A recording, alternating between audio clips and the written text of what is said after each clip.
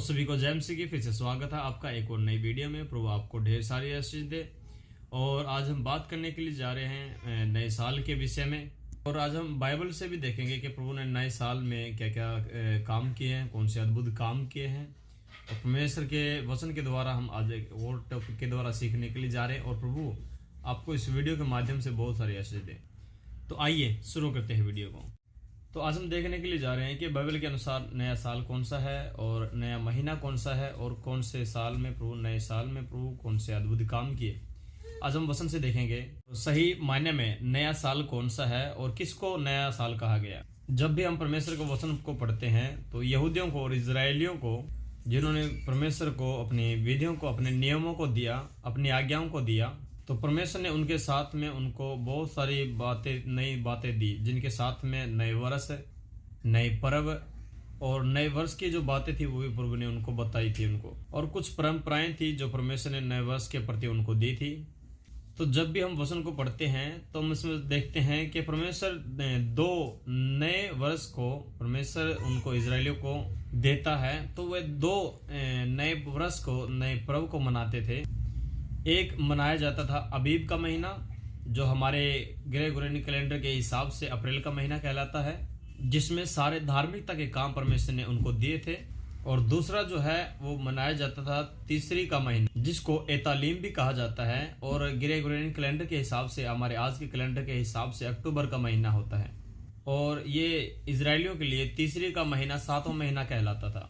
ये भी इजरायली लोगों के लिए एक नव वर्ष का पहला महीना होता था उनके लिए। इसका जिक्र है ले व्यवस्था 23 अध्याय का 23 वचन से 32 वचन तक। तो यहाँ पर भी हम देखते हैं परमेश्वर नव वर्ष के विषय में जिक्र कर रहे हैं, जो कि तीसरी का महीना है। और इस महीने के अंदर भी परमेश्वर ने उनको बहुत सारी चीजें दी थी और ये बाइबल के कैलेंडर के अनुसार होता था, जो कि। और सबसे पहले हम बात करते हैं अप्रैल के महीने के लिए, जो अबीब का महीना बाइबल में पहला महीना कहलाता। तो अबीब के महीने में क्या होता था आज हम देखेंगे वचन के द्वारा। और इसका रेफरेंस आप वचन के द्वारा लिख सकते हैं। और इसका लिखा है व्यवस्था विवरण 16 अध्याय उसका 1 वचन, और निर्गमन उसका 12 अध्याय उसका 1 से 20 वचन, और गिनतियों की किताब उसका 9 अध्याय उसका 1 वचन से 9 वचन तक। यहाँ पर परमेश्वर कहता है जो ये अबीब का महीना है, जो ये पहला महीना है, ये तुम्हारे लिए नए साल के तौर पर, नव वर्ष के तौर पर हो। और अबीब का महीना परमेश्वर ने ये पहला महीना क्यों ठहराया, जो कि आज के हिसाब से, हमारे कैलेंडर के हिसाब से 1 अप्रैल का महीना होता है। और ये महीना, ये आज़ादी का महीना इजरायली लोगों के लिए ठहरा है, क्योंकि परमेश्वर मिस्र से इजरायली लोगों को छुड़ा के लेके आया था। और जब वो उनको छुड़ा के वहां से लेके आया तो परमेश्वर ने उनको कहा ये तुम्हारे लिए छुटकारे का महीना, वर्ण आजादी का महीना होगा करके प्रभु ने वचन में इस प्रकार से कहा। और इसके अंदर परमेश्वर ने उनके लिए कई विधियां ठहराई थी, जैसे कि फसह के पर्व की, अखमीरी रोटी का पर्व और नई फसल की और पहले उपज का पर्व, इनके लिए ये पर्व ठहराए थे। ऐसे बहुत सारे पर्व थे जो परमेश्वर ने अबीब के महीने में उनके लिए ठहराए थे, क्योंकि छुटकारे का महीना कहलाता है। और वो आज़ादी का महीना कहता जाता है, क्योंकि परमेश्वर इजरायलियों को मिस्र से वहां से निकाल के लेके आया। जब वो कनान में पहुंचे तब परमेश्वर ने उनको कहा कि तुम्हारे लिए अबीब का महीना नया वर्ष हो और नया महीना हो। और नए नियम में भी जब हमारे छुटकारे की बात होती है, जब यीशु मसीह के बलिदान की बातें होती हैं, तो वो भी जब यीशु मसीह भी जब सलीब पर चढ़ाए गए और वो हमारे लिए छुटकारे का दिन था, तो वो भी हमारे लिए अबीब का ही महीना है। बाइबल में जब हम पढ़ते हैं तो वो अबीब का महीना था जब यीशु मसीह सलीब पर चढ़ाया गया, अर्थात छुटकारे का महीना और आज़ादी का महीना। और किससे छुटकारा था? इजरायलियों का छुटकारा तो मिस्र थे और गुलामी में था। और नए नियम में जो यीशु मसीह ने छुटकारा दिया वो हमारे पापों की गुलामी से छुटकारा हमें प्रभु ने दिया। इसलिए ये छुटकारे का महीना कहलाया गया है, अबीब का महीना। और जो परमेश्वर का वचन है आप पढ़ लीजिएगा, ये सब बातें वहां पर लिखी हुई हैं। अब आप देखें, जो ये अप्रैल का महीना है, जो बाइबल में अबीब का महीना कहलाया गया है, और हमारे कैलेंडर के हिसाब से, ग्रेगोरियन कैलेंडर के हिसाब से अप्रैल का महीना है। तो शैतान ने पूरी रीति से इस महीने को पूरा रीति से गड़बड़ी का महीना बना दिया। और शैतान ने इस महीने को एक मूर्ख दिवस में बदल दिया, ताकि ये मूर्खता का दिन कहलाए। और जैसे कि हम देखते हैं अप्रैल फूल इसी महीने में आता है, अप्रैल फूल करके जब हम बोलते हैं तो पागल बनाने का और मूर्ख बनाने का महीना ये ठहरा। और शैतान ने बड़ी ही चालाकी से इस दिन को, इस महीने को बड़ी ही मूर्खता का दिन ठहराया है।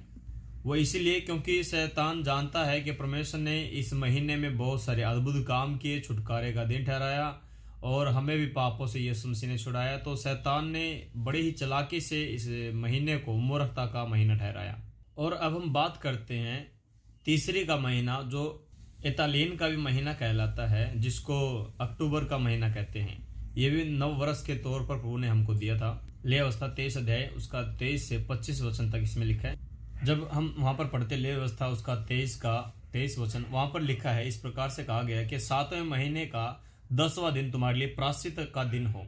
तो प्रभु यीशु मसीह ने, हम परमेश्वर ने हमारे लिए वो 7वें महीने का 10वां महीना हमारे लिए प्रायश्चित का यानी पापों से क्षमा का वो दिन ठहराया था। और 7वें महीने ही को प्रभु ने एक और आज्ञा हमें दी थी। और यहाँ पे वचन में लिखा है, तुम वहां पर कभी किसी रीति से कोई काम काज ना करना। और प्रभु ने हमारे लिए ये पवित्र सभा का दिन ठहराया था। और प्रभु ने इसी महीने 7वें महीने के 10वें दिन को कहा था कि तुम अपने अपने जीव को दुख देना, लिखा है। तो ये दुख देने का अर्थ क्या था कि तुम उपवास के साथ में शाम से लेके उससे अगली शाम तक वे उपवास करते थे और प्रभु के सम्मुख आते और वे प्रभु से प्रार्थना किया करते थे। तो इसलिए यहाँ पर दुख का, अपने अपने जीव को दुख देने का दिन ठहराया गया है। तो यहाँ पर हम देखते हैं कि परमेश्वर ने हमारे लिए प्रायश्चित का दिन एक नियुक्त किया गया था वहां पर। और यहाँ पर हम देखते हैं परमेश्वर ने ये सदा की पीढ़ी पीढ़ी तक की विधि ठहराई थी परमेश्वर ने। और इस वचन का जिक्र है 23 अध्याय 23 से 25 तक, लेवी अवस्था 23 से 26 वचन और 32 वचन तक, गिनती अध्याय 29 उसका 1 से 6 तक जब हम पढ़ते हैं तो बाइबल के अनुसार, सिविल कैलेंडर के अनुसार 7वां महीना होता था। ये महीने के विषय में प्रभु ने बताया है। बाइबल में सिविल कैलेंडर का जिक्र नहीं है, लेकिन जब हम इतिहास के विषय में पढ़ते हैं तो जब वहां पर पता लगता है कि हाँ सिविल कैलेंडर के विषय में प्रभु ने वचन में बताया। और जब हम वचन में इन जो वचन दिए हैं इनमें जब हम पढ़ते हैं तो यहाँ पर लिखा है कि वो हमारे लिए परम विश्राम का महीना हुआ करता था, हमारे लिए जय जयकार का महीना और प्रभु की महिमा का महीना हुआ करता था। और इसी महीने में बहुत सारी बलियां दी जाती थी, बहुत सारे अपने अपने प्रायश्चितों के लिए प्रभु के सम्मुख आया करते थे। और जो हमारे पास में कैलेंडर है जिसको ग्रेगोरियन के नाम से भी जाना जाता है, इस कैलेंडर की स्थापना जूलियस सीजर ने करी थी। जूलियस जो था रोम का सम्राट था, रोम का राजा था, उसने इस कैलेंडर की स्थापना की थी। और जब वो कैलेंडर बना रहा था तो उससे एक बहुत बड़ी गलती हुई थी इस कैलेंडर को बनाते हुए। आपने कहीं ना कहीं नोट किया होगा, मैं आज उस बात को बताता हूँ। इस पे एक वीडियो भी आई थी कि जो आज के समय में हमारे पास में कैलेंडर है वो गलत कैलेंडर है, वो गलत तारीखों पे हम चल रहे हैं। तो उस वीडियो में बताया गया था कि इसमें से जो दिन है वहां पर देखते हैं कि दिनों की घटी है 5 तारीख पर, उस पर दिनों की गड़बड़ी हुई, दिनों में गड़बड़ी हो गई। तो वहां पर उस कैलेंडर में 4 अक्टूबर से सीधा 15 अक्टूबर आ जाता है। तो यहाँ पर इन दिनों में उस पर से बहुत ज़्यादा जूलियस से बहुत बड़ी गलती हुई है। 4 अक्टूबर के बाद 5 अक्टूबर आना था, 6 आना था, 7, 8, 9 आना था। तो ये सब नहीं है, उसमें सीधा 4 के बाद 15 अक्टूबर आया, जिससे कि पूरे कैलेंडर में गड़बड़ियाँ आ गई थी। फिर होता क्या है, जो पोप ग्रेगरी का, और पोप ग्रेगरी ने 1582 में जूलियन कैलेंडर में सुधार किया। 1582 में उनका जो भी मिस्टेक थी तो पूरी रीति से नई तारीख बनाई गई, सारी चीज़ें नए तरीके से ऐड किया गया। उन्होंने बहुत सारी बातों को ऐड किया कि कौन सा महीना, कौन सी तारीख, कौन सी डेट हो, तो वहाँ पर दोबारा उसे री एडिट किया गया। तो यहाँ पर उस कैलेंडर में जो महीना ऐड किया गया वो जनवरी का ऐड किया गया है। बहुत सारे देश है जिसमें हमारा देश भी आता, भारत देश है, तो इसमें अप्रैल के महीने को, जो अबीब का महीना है, उसको बहुत ज़्यादा महत्व देते हैं। अब अबीब के महीने को, अप्रैल के महीने को क्यों महत्व देते हैं आपको बताते हैं। बाइबल कैलेंडर के अनुसार, जूलियस कैलेंडर के अनुसार जो मार्च का महीना होता है वो लास्ट महीना होता है बाइबल के अनुसार, और अप्रैल का महीना पहला महीना होता है जो अबीब का महीना होता है बाइबल के अनुसार। और अप्रैल ही को, अबीब महीने ही को नया साल का महीना कहा गया है। अब प्रभु ने हमको नया वर्ष दिया है, नया साल दिया है, तो इसमें हमारे लिए नया क्या होना चाहिए, हमारे लिए नया वर्ष का जो दिया परमेश्वर ने, उसमें हमारे लिए नया क्या होना चाहिए।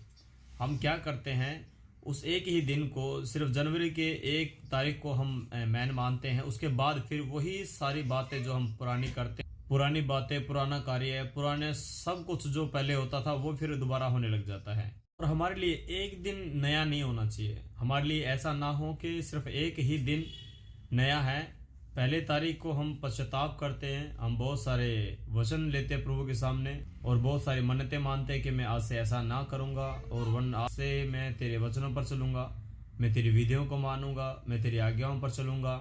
ऐसे बहुत सारे मन्नतें हैं जो इस दिन को मानते हैं, लेकिन उसके बाद फिर धीरे धीरे उस वर्ष में उन मन्नतों को, उन बातों को, उन किए हुए वायदों को भूल जाते हैं। ऐसा ना हो, क्योंकि प्रभु हर समय नई बात करता है, नए नए विचार रखता है, नई नई बातों को हमारे सम्मुख रखता है। जब प्रभु रोज नई बातें करता है तो हमारे जीवन में रोज नई बातें क्यों ना होनी चाहिए। इसी प्रकार से प्रभु जैसे नए कार्य करता है, इसी प्रकार से हम भी नया करें कि जिससे प्रभु हमारे जीवन में प्रसन्न हो और उन पुरानी बातों को ना दोहराएं। अब हम एक वचन देखते हैं, भजन संहिता उसका 72 अध्याय उसका 17 वचन मैं आपके लिए पढ़ता हूं। यहां पर इस प्रकार से लिखा है, उसका नाम सदा सर्वदा बना रहेगा और जब तक सूर्य बना रहेगा तब तक उसका नाम नित्य नया होता रहेगा और लोग अपने को उसके कारण धन्य कहेंगे, गिनेंगे, सारी जातियां उसको धन्य कहेगी। तो यहाँ पर लिखा है, प्रभु का वचन बोल रहा है कि जो उसका नाम है सदा सर्वदा बना रहेगा।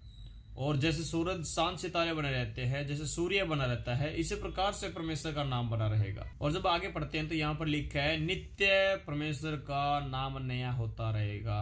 तो प्रभु का जो नाम है वो नित्य, रोज, हर दिन, हर समय, हर घंटे, हर मिनट प्रभु का नाम नया होता जाता है।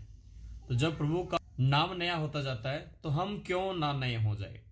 तो इसलिए जैसे प्रभु का नाम नया होता है, प्रभु के काम नए होते हैं, प्रभु की बातें नहीं होती है, इसी प्रकार हम भी रोज दिन प्रतिदिन नए बने। हमारे चाल चलन में, हमारे स्वभाव में, हमारी बातों में, हमारे चाल चलन में, हमारे कार्यों में, हमारे मन की बातों में, हमारे दुनियावी कामों में, जैसे हम दुनिया में रहते हैं उन कामों में हम नया दिखाएं कि प्रभु ने हमको किस प्रकार नया किया है। दुनिया के लोगों को पता लगे कि हाँ सच में ये अब नया हो गया है, इसके स्वभाव में, इसके बातों से, इसके कार्य से नई बातें जान पड़ती हैं। तो हमें नया बनने की बहुत ज्यादा आवश्यकता है। तो भाइयों और बहनों, नए साल पर नई बातें हो, नए विचार हो, नई सोच, नई जिंदगी आपकी हो जाए। मैं एक और वचन आपके लिए पढ़ूंगा। वचन में लिखा है यशायाह 40 अध्याय उसका 31 वचन। यहाँ पर इस प्रकार से लिखा है, परंतु जो यहोवा की बाट जोते हैं वे नया बल प्राप्त करते जाएंगे, वे इकाबों के समान उड़ेंगे, वे दौड़ेंगे और शर्मित ना होंगे, चलेंगे और थकित ना होंगे। तो यहाँ पर वचन में साफ साफ कहा है कि वो रोज दिन प्रतिदिन नया बल प्राप्त करेंगे। वही लोग जो यहोवा का नाम लेते हैं और जो यहोवा परमेश्वर की बाट जोते हैं, जो परमेश्वर को यत्न से ढूंढते हैं, जो उसके दर्शन के खोजी हैं, जो उसके सामर्थ्य के ढूंढने वाले हैं, वे रोज नया बल प्राप्त करेंगे। एक और वचन आपके लिए पढ़ने के लिए जा रहा हूं। तो उसमें लिखा है यजकेल 36 अध्याय उसका 26 वचन में इस प्रकार से लिखा है। यहां पर इस प्रकार लिखा है, मैं तुमको नया मन दूंगा और तुम्हारे भीतर नई आत्मा उत्पन्न करूंगा और तुम्हारे देह में से पत्थर का हृदय निकालकर तुमको मांस का हृदय भर दूंगा। तो यहाँ पर परमेश्वर का वचन बोल रहा है कि मैं तुमको नया मन दूंगा करके बोल रहा है। जब प्रभु हमें नया मन देता है तो नए मन में नई नई बातें आनी चाहिए, नए नए स्वभाव, नई नई बातें, नए नए कार्य हमारे जीवन में होने चाहिए, क्योंकि प्रभु हमें नया मन देता है। और आगे लिखा है, मैं तुमको नया आत्मा दूंगा। तो वह लिखा है प्रभु हमारे अंदर नई आत्मा को उत्पन्न करेगा, जिससे कि हम पूरी रीति से नए हो जाए।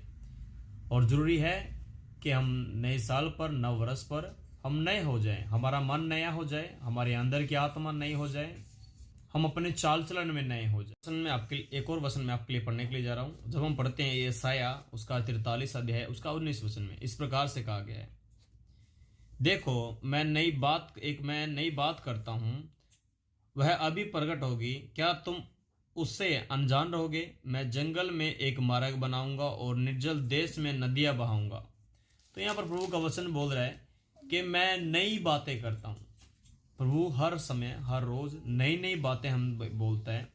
भले ही बाइबल कितनी भी पुरानी क्यों ना होगी हो, हमने कितनी भी बार वचन को पढ़ा हो, कितनी भी बार दोहराया हो, लेकिन जब भी हम इस वचन को खोलते हैं, जब भी उस वचन को पढ़ते हैं, तो हमसे एक नए तरीके से, नए ही अंदाज में प्रभु का वचन हमसे बात करता है, नई नई बातें हमें सिखाता है, नए नए विचारों को हमारे सम्मुख पवित्र आत्मा रखता है।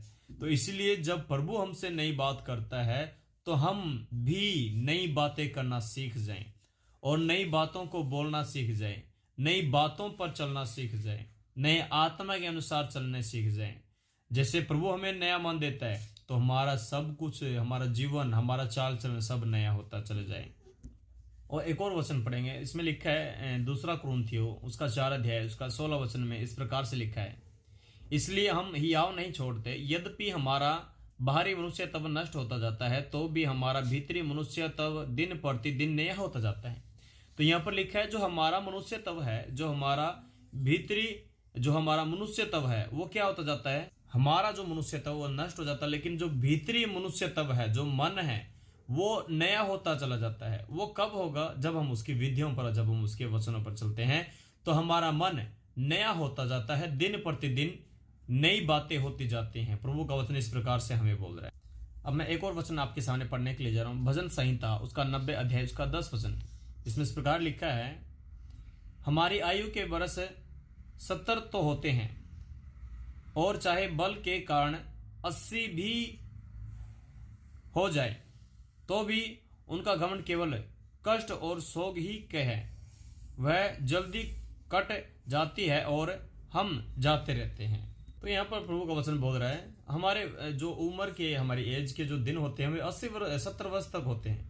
अगर बल के कारण हमने कुछ प्रैक्टिस की है, कोई वर्कआउट किया है, उसके कारण 80 हो सकता है, इससे ज़्यादा नहीं हो सकता। इससे होता है क्या, अगर वर्ष बढ़ भी जाए, 70 से 80 हो जाए तो क्या होगा, दुख, क्लेश, संकट और बीमारियां, तो यही सब हमारे शरीर में, देह में आती रहती हैं। जितने वर्ष हम जिएंगे तो दुख के ही साथ जिएंगे। लेकिन जब हम मसीह में होते हैं, मुसीबतें आती हैं, प्रॉब्लम आती है, बीमारियां आती है, लेकिन प्रभु के साथ में होने के बाद हमें ये कुछ नहीं दिखाई पड़ती। जब प्रभु हमारे लिए हो तो हमारे लिए कोई बीमारी, कोई मुसीबत, कोई भी परेशानी हमारे लिए बड़ी नहीं है, क्योंकि इन सबों से बड़ा हमारा जीवित परमेश्वर हमारे साथ है। हम कभी किसी बीमारी से नहीं डरते, हम कभी भी कोई बड़ी परीक्षा से नहीं डरते, हम परीक्षा में पढ़ने से नहीं डरते, क्योंकि हम जानते हैं जब परमेश्वर हमारे साथ है तो ये सब चीजें हमारे लिए छोटी है। तो जब परमेश्वर हमारे साथ है तो हमारे लिए कोई बीमारी, कोई मुसीबत हमारे लिए बड़ी नहीं हो सकती। क्योंकि एक जगह पर वचन में भी लिखा है, रोमियो 8 अध्याय उसका 31 वचन में इस प्रकार लिखा है, मैं पढ़ता हूं, आप सुने, अतः हम इन बातों के विषय में क्या कहें, यदि परमेश्वर हमारी ओर है तो हमारा विरोधी कौन हो सकता है। तो यहाँ पर लिखा है, जब परमेश्वर हमारे साथ में है तो हमारा विरोधी कौन है, कौन है जो हमारे सम्मुख खड़ा हो सके, कौन है जो हमसे विरोध कर सके।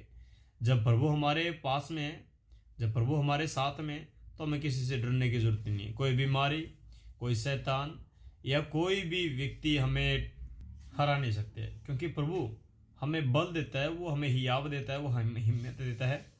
तो इसलिए हमने आज वचन में देखा कि कैसे प्रभु नई नई कामें करता है, नई नई बातें करता है, नए आत्मा को देता है, नया मन दे देता है। और इसलिए जब प्रभु नई नई बातें करता है तो हम भी नई बातों ही को जाने। प्रभु नया साल हमें दे रहा है, तो इस नए साल में, इस नव वर्ष पर मैं आपको बहुत सारी बधाई देता हूं इन सब बातों के लिए कि आप आज से इस वीडियो के माध्यम से आज अपने जीवन को नई रीति से चलाने के लिए तैयार हुए। और प्रभु यही चाहता है। मैं एक और वचन आपके लिए पढ़ने के लिए जा रहा हूं, दूसरा कुरिन्थियों उसका 5 अध्याय उसका 17 वचन में इस प्रकार से लिखा है, इसलिए यदि कोई मसीह में है तो वह नई सृष्टि है, पुरानी बातें बीत गई, देखो सब बातें नई हो गई है। तो वचन में यहाँ पर लिखा है, जो हम करते थे जब हम मसीह में आए, जो पुरानी बातें थी वो क्या हो गई, बीत गई। जिस कार्य में हम थे, जिस पाप में हम थे, हमने उनको छोड़ दिया। अब हम छोड़ करके हम प्रभु में हैं तो नई सृष्टि है। जो पुरानी बातें थी हमारी वो बदल गई है, और देखो सब कुछ नया हो गया है। और होना भी चाहिए कि हम पूरे चाल चलन में नए बनते जाए, इसलिए हम नई चाल सीखे। एक और वचन पढ़ते हैं, मैं समाप्त करने के लिए जा रहा हूँ। वचन में लिखा है गलातियों 6 अध्याय उसका 15 वचन में इस प्रकार लिखा है, क्योंकि ना तो खतना कुछ है, खतना रहित कुछ है, परंतु नई सृष्टि। तो यहाँ पर भी नई सृष्टि के विषय में लिखा है। तो प्रभु हमारे अंदर क्या देखना चाहते हैं? नई सृष्टि देखना चाहता है कि हम नई सृष्टि के अनुसार हम चले, नई सृष्टि की जो विधि हम उसके अनुसार चले। तो नई नई बातें हमारे अंदर प्रभु देखना चाहता है। तो आज से प्रभु ने आपके जीवन में नया साल दिया है, तो आपकी बातें नई हो, आपका स्वभाव नया हो और आपका चाल चलन नया हो। और मैं प्रभु का धन्यवाद करता हूँ कि प्रभु ने आपको एक अच्छी रीति से समझने का मन दिया है। और मैं धन्यवाद करता हूँ कि आज इस वीडियो के माध्यम से आप मुझसे जुड़े और प्रभु ने आपको इस वीडियो के द्वारा बात किया। तो आज के नए साल पर आपको सभी को बहुत सारी आशीषें प्रभु की ओर से मिले। और मैं प्रभु का धन्यवाद करता हूँ इन सब बातों के लिए कि जो आज हमने बातें सीखी हैं, हम नए होते जाए और हम नई सृष्टि बनते जाए। सभी को जय मसीह की। प्रभु आपको ढेर सारी आशीष दे। बने रहे हमारे साथ में ऐसी वीडियो देखने के लिए, मोटिवेशन वीडियो देखने के लिए, प्रभु में आगे बढ़ने के लिए, प्रभु में आत्मा में बढ़ने के लिए हमारे साथ में जुड़े। हमारे चैनल को सब्सक्राइब करें, हमारे चैनल पर कमेंट करें। अगर वीडियो अच्छी लगी है तो वीडियो को लाइक करें और शेयर करें।